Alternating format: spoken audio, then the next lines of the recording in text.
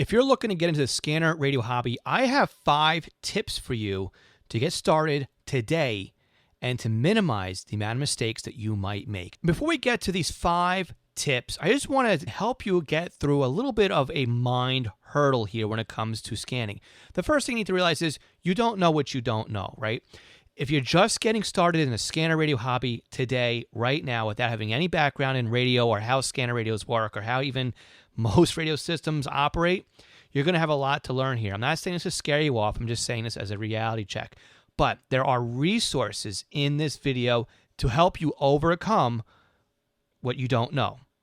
Number 2 is buying the wrong scanner for your area. This is a common mistake that I see over and over again.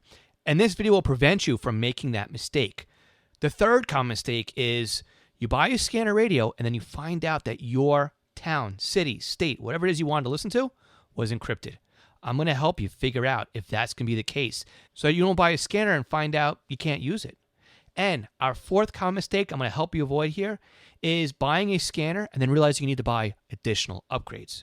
So where do we start? Step 1, make a detailed list of what it is you want to listen to. Don't just write down police, fire, EMS, OEM, hospitals. Be specific. Write this down on a piece of paper, and we're going to refer this piece of paper in future steps. So you're going to want to write down my town police, next door town police, county sheriff's office, and again, specific on the county name or the county's name, as detailed as possible. When you make this list of what it is you want to listen to, I recommend making a chart. The name of the agency, again, specific, and also a notes column. And that will help us with what kind of system or mode we need a scanner on. And we're going to touch on this on step 3. But it's wise to add these columns now so you have room for them when it's time to start filling in the blanks. Step 2, be realistic as to how far away you're going to want to listen with your scanner radio. And that is the game when it comes to scanning. RF is line of sight. You're not going to be able to scan things typically that are 100 miles away. I would say in most cases, 50 miles might be pushing it. We have to realize that where we're located versus where the transmitter is located and how much power they're putting out dictates what we can receive. Many times, for example, on a fire ground transmission, it's point to point, it's radio to radio, and you have to be on scene in order to hear that transmission. Step 3, what frequencies and trunk systems are in your area?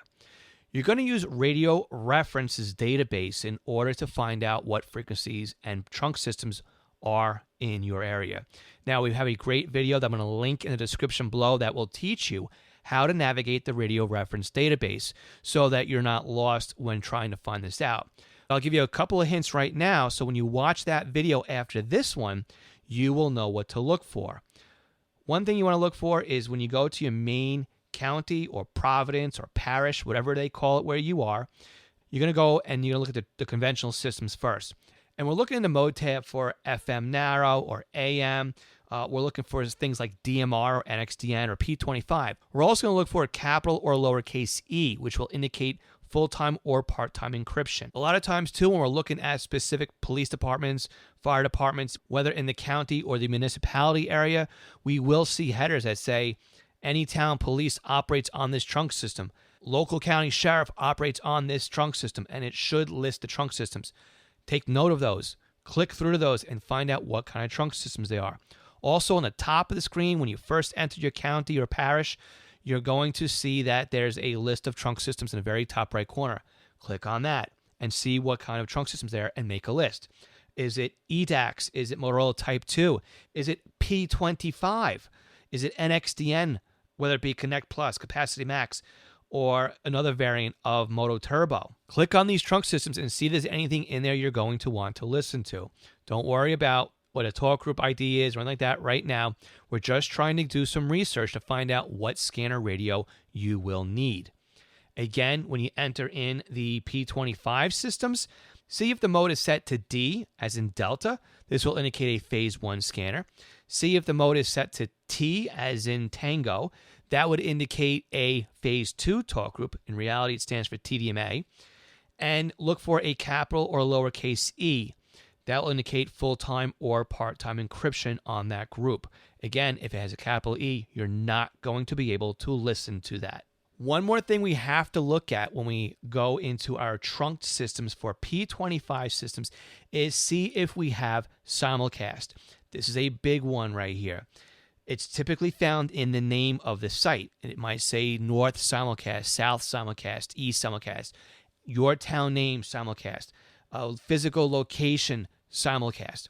If the site name doesn't say simulcast, it's not proof positive that it is not a simulcast site. Simulcast is very important to take note of if you have a P25 trunk system that you want to monitor. We're going to touch on this on step 4. Again, when we're done with this step, we should see on our piece of paper that we're writing down what it is we want to listen to. We should have a note that says what kind of trunk system or conventional, if it's encrypted or anything else that we're going to need to know so that when we buy a scanner, we can make sure that we buy the right scanner for this area. Again, we have a video linked in the description below, and I recommend you watch that video after this one so you know how to navigate the radio reference database. Now, if you want more details on these steps, we have a longer version of this guide in our podcast. You can go to this podcast and listen to it on any podcast platform that you can take on your smartphone, your tablet, or even listen on your computer or your smart speaker. Simply search for Scanner School and make sure you click on subscribe so you get the newest podcast episodes delivered to your podcast player every week. And while you're watching this video on YouTube, could you do me a favor and click on subscribe? And if you like this video, give me a thumbs up. This will keep me motivated to make more content just like this. Step number 4. What is your budget? This is a big one here. Let's think about it this way. A $100 scanner is not the same as a $650 or a $700 scanner, depending where you live. They are completely different animals, and you cannot expect a $100 scanner to do nearly the number of things that a higher price scanner can do. It is very important to set your budget now so that you can pick the right scanner that not only satisfies steps 1, 2, and 3, but also step number 4. I have a video that steps through each scanner and why each one is a little bit more money. And again, you can find that on our buyer's guide. We will link to that in the description of this video. And again, I recommend bookmarking that one because you may want to go back to that one in the future. And if you need help with picking a scanner for your area, just leave me a comment in the description below this video with at least your county and your state. I will come back on these comments in the future and start creating videos that will help you out. Step 5, be prepared to learn and to ask questions. This could be a brand new hobby for many of you, and there are plenty of resources out there for help. Again, we've talked about Radio Reference in the past, and Radio Reference has a great set of forums where you can go ahead and ask as many questions as you want. Another great resource to learn is right here on YouTube. There are plenty of videos out there that will help you out with your scanner radio. There's 2 channels I would recommend here.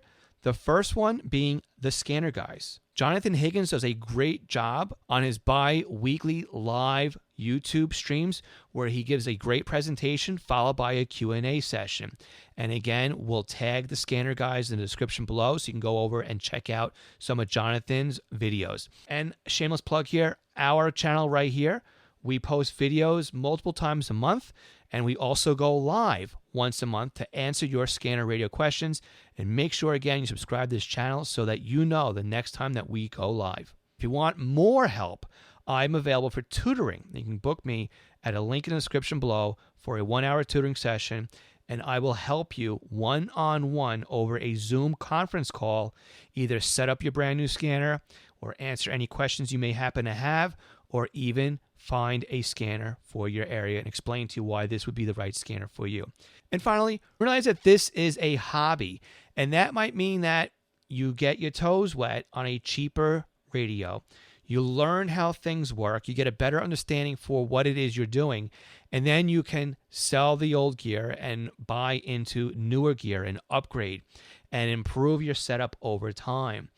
This can be a very rewarding hobby, and it can also be very frustrating. But like we said before, there's plenty of resources out there to help you through. If you like these videos, make sure you subscribe to this YouTube channel. And again, make sure you subscribe to our podcast because we put longer form content on our podcast. And we'll catch you on the next one. 73.